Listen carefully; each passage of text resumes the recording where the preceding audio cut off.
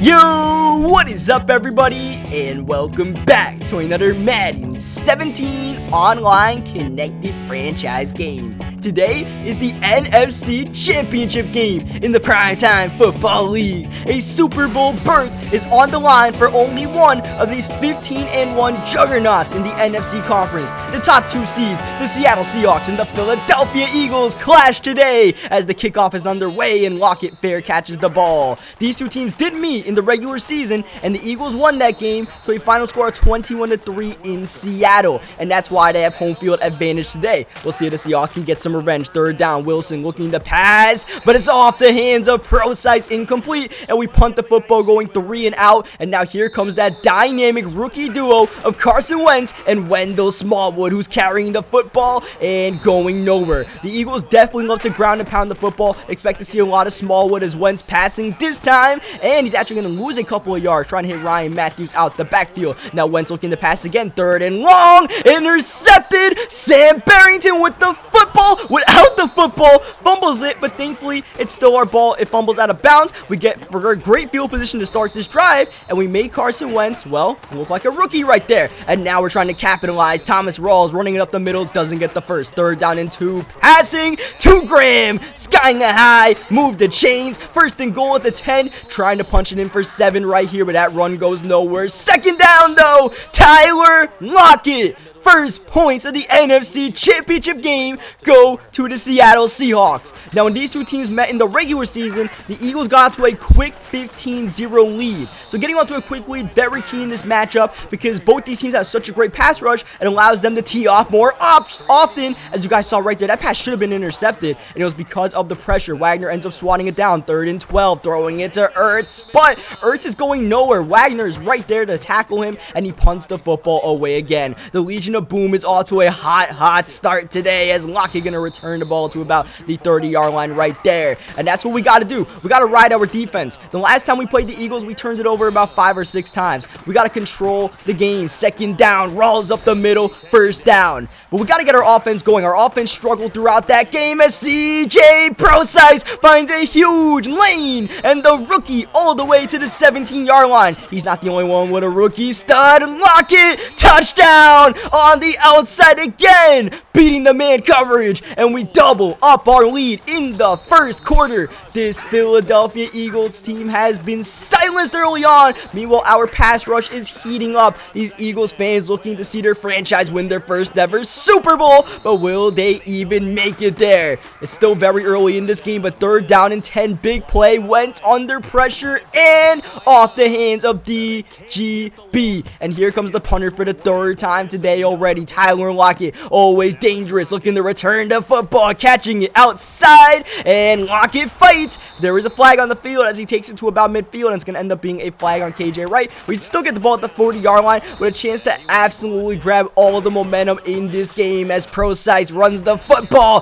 having some success running the football, which you might not expect against this great Eagles front 7, but there they are showing up. Brandon Graham with the sack. This Eagles team gets so many sacks, but look at Jimmy Graham. Unfortunately, they do not call it a catch, did not get both feet in bounds. Third down. There's that Eagle pass rush. Connor Barwin this time getting out at Russell Wilson. They have so many great pass rushers, so many great linebackers, so this Eagles defense, they can make plays at any time as he goes downfield, and he's got his man for the first down and then some. He's in the red zone. Here comes Smallwood running the football with a stiff arm to the 9-yard line he goes, but after this play, my opponent actually ends up lagging out the game. He was trying to stream this game, and it kind of messed up his connection, and he ended up lagging out right here. So what we actually ended up doing was basically trying to recreate the situation that happened when he lagged out, which was him having the ball at the 9-yard line with about 5 minutes left in the second quarter, and me being up 14-0. So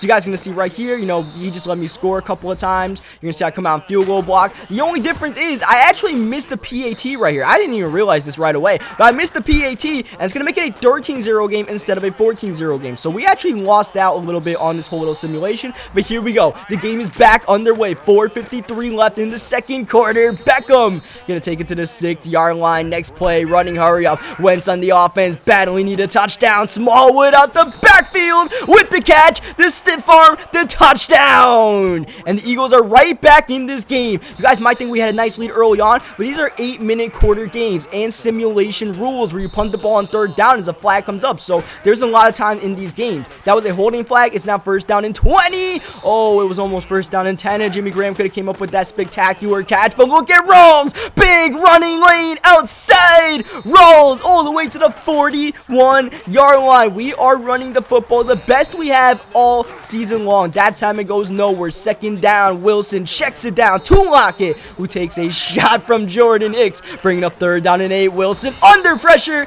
and taken down again. It's Fletcher Cox this time, having a meeting with number 3 in the backfield. And this Eagles defense is turning up. Can the offense do the same as Carson Wentz downfield? The passing game has been shut down. This Eagles team, they are a run-heavy team. They run it about 2/3 of the time, but down early on in this game, they've been forced to pass more than they'd like to. Third down and 9, downfield, intercepted. Steven Terrell's got the ball this time as he takes it to about the 36-yard line with a minute 14 left. Once again, great starting field position, and our defense is dictating the pace of this game as we're under pressure and throw the ball to Procise for only a gain of 2. 28 seconds left until half. Wilson off the back foot, a little bit of a dicey throw right there, and we settle for a 50-yard field goal with Steven Hauschka, who is money. 9-point lead, should be a 10-point lead, but we actually missed a PAT that we did make earlier as we get the sack right there. He's going to call his timeout, try to be aggressive, try to get points before half. Meanwhile, I'm trying to create a turnover and get more points before halftime myself as he goes downfield. Double coverage.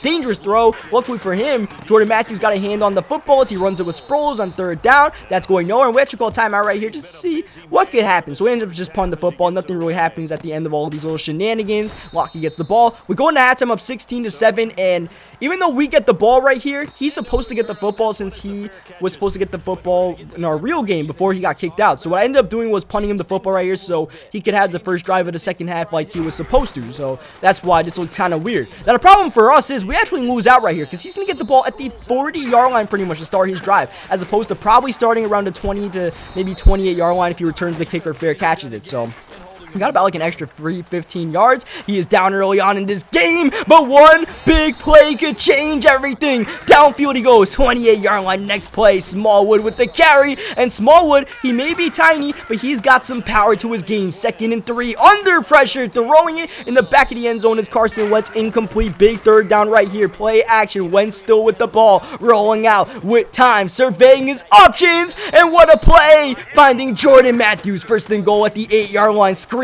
to Smallwood, who's battling. He's got that power, but you can't take on the whole Seahawks team. He ends up losing a yard. They run hurry up, 2nd and goal. Wentz rolling out to his left again, and he's intercepted. Sherman still running. Richard Sherman, he's free. How did he do it again? Sherman, back-to-back pick sixes in the playoffs. He got one last week to start things off, and he got the biggest play of the game tonight. Oh, baby, at the goal line. What a stand by the Legion of Boom for the Eagles. Costly mistake you cannot make. I stressed it in the regular season post-game show. One of the biggest keys to success in this whole little franchise is to not turn the ball over in the red zone. Not only did he turn it over, he threw a pick 6 to Sherman for 100 yards.